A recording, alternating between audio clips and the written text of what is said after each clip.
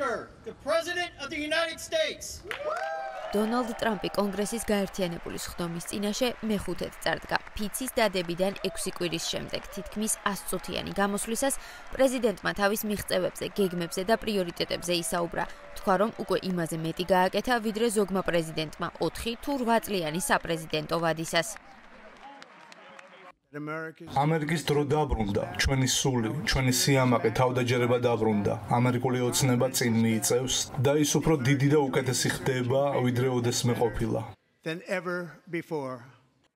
იმიგრაცია, საზღვრის უსაფრთხოება, მართლმსაჯულების რეფორმა, მთავრობის ხარჯების შემცირება და ეფექტურობის გაზრდა, საგარეო დახმარების გადახედვა, სატარიფო პოლიტიკა, მისი ანგარიშის მთავარი ნაწილები იყო. პრეზიდენტის გამოსვლის დღეს ამერიკამ მექსიკისა და კანადის წინააღმდეგ 25%-იანი ტარიფები აამოქმედა. ჩინეთს კი უკვე დაწესებული ტარიფი გაუორმაგა. ამერიკის მთავარმა სავაჭრო პარტნიორებმა პირობა დადეს, რომ საპასუხო ნაბიჯებს გადადგამდნენ. მოგვიანებით თეთრმა სახლმა ტარიფების ნაწილის ამოქმედება გადადო. საფინანსო სექტორი ცვლილებებს რყევებით შეხვდა. პრეზიდენტმა ამერიკელებს, რომლებსაც შესაძლოა სავაჭრო ომის შედეგები შეეხოთ, სიმშვიდისკენ და გაგებისკენ მოუწოდა. იქნება ცოტა შფოთვა, შეწუხება, მაგრამ ჩვენთვის ამას არ აუშავს. ბევრი არ იქნება. საგარეო პოლიტიკიდან კი პრეზიდენტმა ყველაზე ვრცლად რუსეთ-უკრაინის ომის დასასრულებლად სამშვიდობო ძალისხმევაზე ისაუბრა. მანამდე რამდენიმე დღით ადრე თეთრმა სახლმა უკრაინას სამხედრო დახმარება შეუჩერა. კიევის და ვოლოდიმირ ზელენსკის მიმართ არაერთი კრიტიკის. შემდეგ კი ოვალურ კაბინეტში ხმაურიანი შეხვედრის მერე უკრაინის იშვიათ წიაღისეულზე მიღწეული შეთანხმების ხელმოწერა ვერ შედგა. შეთანხმების, ისევე როგორც უკრაინის დახმარების მომავალი ამ დრომდე გაურკვევლად რჩებოდა. თუმცა გამოსვლამდე რამდენიმე საათით ადრე ვოლოდიმირ ზელენსკიმ წერილი გამოაქვეყნა, სადაც თქვა, რომ მინერალებზე შეთანხმების მისაღწევად და მშვიდობაზე სასაუბროდ ნებისმიერ დროს მზადაა. პრეზიდენტმა ტრამპმა ამ წერილის დიდი ნაწილი კონგრესის წინაშე წაიკითხა. კმაყოფილება გამოთქვა და ამით ბევრს იმედი მიეცა, რომ შეთანხმება მაინც შედგება. თუმცა არ გამართლდა მოლოდინი იმის თაობაზე, რომ ის მისი ხელმოწერის გადაწყვეტილებას დაადასტურებდა ან თარიღს დაასახელებდა. დღეს მე მივიღებ მნიშვნელოვანი წერილი უკრაინის პრეზიდენტ ზელენსკისგან. წერილში ნათქვამია, რომ უკრაინა მზადაა მოლაპარაკების მაგიდასთან დაჯდეს, რამდენად სწრაფადაც ეს შესაძლებელია, რათა მივუახლოვდეთ ხანგრძლივ მშვიდობას. მან თქვა, რომ არავის სურს მშვიდობა უკრაინელებზე მეტად. მე და ჩემი გუნდი პრეზიდენტ ტრამპის მტკიცე ლიდერობით ხანგრძლივი მშვიდობისთვის სამუშაოდ მზად ვართ. ჩვენ მართლაც ვაფასებთ, რამდენი გააკეთა ამერიკამ უკრაინის დასახმარებლად, რათა მას შეენარჩუნებინა სუვერენიტეტი და დამოუკიდებლობა. მინერალებთან და უსაფრთხოებასთან დაკავშირებული შეთანხმების თაობაზე უკრაინა მზადაა მას ხელი მოაწეროს თქვენთვის ხელსაყრელ ნებისმიერ დროს. მე ვაფასებ, რომ მან ეს წერილი გამოგზავნა. ამავე დროს ჩვენ სერიოზული დისკუსიები გქონდა რუსეთთან და მივიღეთ ძლიერი გზავნილები, რომ ისინი მზად არიან მშვიდობისთვის. ეს შესანიშნავი არ იქნებოდა? მოგვიანებით მხარეებმა დაადასტურეს, რომ საუბარი გრძელდება და უახლოეს მომავალში შეიძლება მნიშვნელოვანი შეხვედრებიც ვიხილოთ, დოკუმენტების ხელმოწერაც და მოლაპარაკებების დასაწყისიც. ამ გამოსვლამდე ცოტა ხნით ადრე კი პრეზიდენტმა თეთრ სახლში გამართულ პრესკონფერენციაზე საქართველოც ახსენა და თქვა, რომ ამერიკის ყოველი წინა პრეზიდენტის მმართველობისას რუსეთის სხვადასხვა ტერიტორიაზე ამყარებდა კონტროლს. ვფიქრობ, რუსეთს სულ შეთანხმების მიღწევა. ჯერა რომ უკრაინულ ხალხსაც ნამდვილად სულ შეთანხმება. ის იმაზე მეტად იტანჯა, ვიდრე ვინმე სხვა. დაფიქრდით.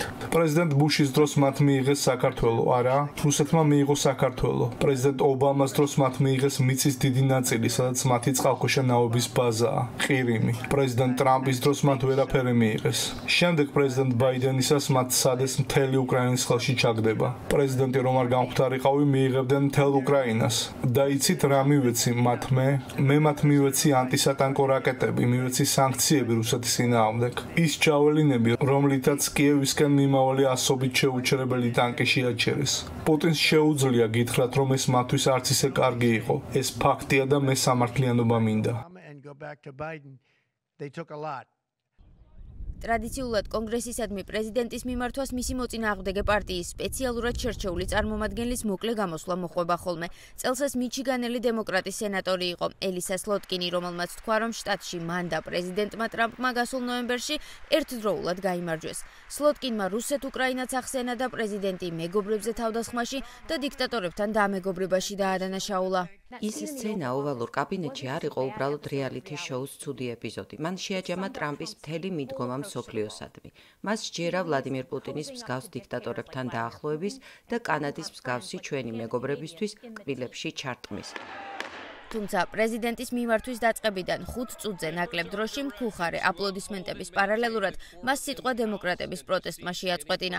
ტეხასელ კონგრესმენს, რომელიც ჯანდაცვის პროგრამის გაუქმების იდეას ეწინააღმდეგებოდა, წესრიგისკენ რამდენჯერმე მოუწოდეს, შემდეგ კი დარბაზი დაატოვებინეს.